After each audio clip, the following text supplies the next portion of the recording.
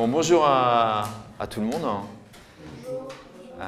Donc aujourd'hui, on fait un TP sur la préparation de seringues dans le cadre d'une prise en soin d'une patiente qui présente une embolie pulmonaire. Elle a 50 ans, elle a pris l'avion. Après l'atterrissage, elle s'est plainte effectivement de douleurs respiratoires. Et donc elle est hospitalisée en médecine interne. Là, vous êtes sur la préparation de cette seringue. La formation en soins infirmiers est sur 3 années. Cette formation est déclinée en alternance, 2100 heures de cours et 2100 heures de stage.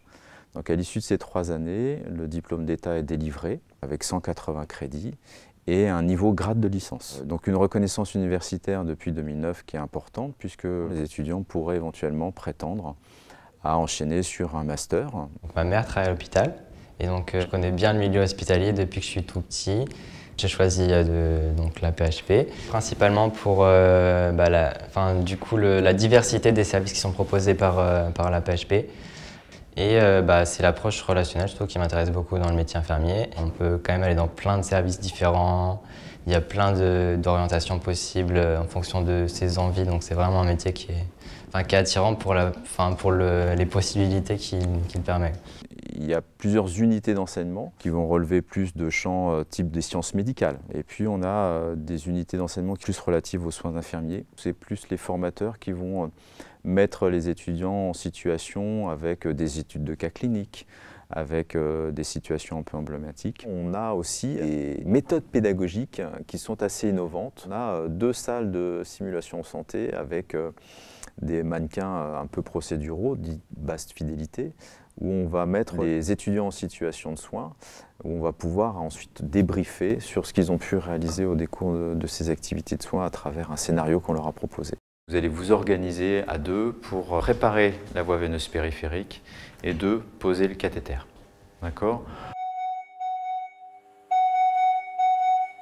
Je suis fan des ateliers, je trouve ça super intéressant. L'avantage des ateliers, c'est d'être confronté à ses fautes directement dans un milieu où on est encadré, on connaît du coup grâce à nos formateurs toutes les réglementations qu'il faut suivre.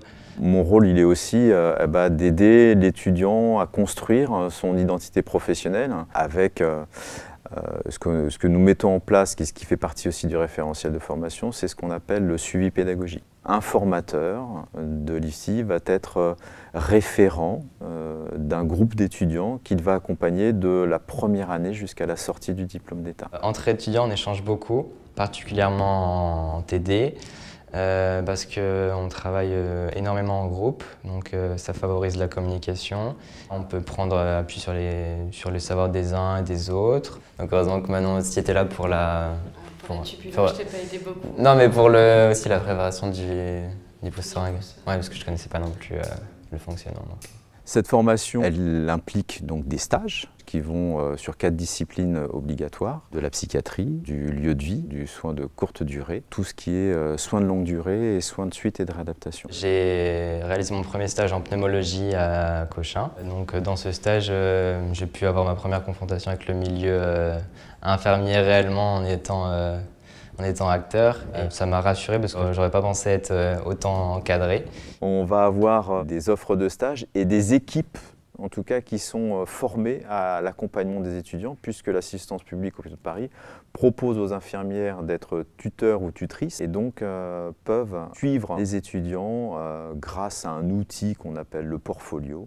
J'ai aussi choisi l'AP pour tout ce qui est donc avancé dans toutes les techniques de soins, dans toutes les recherches.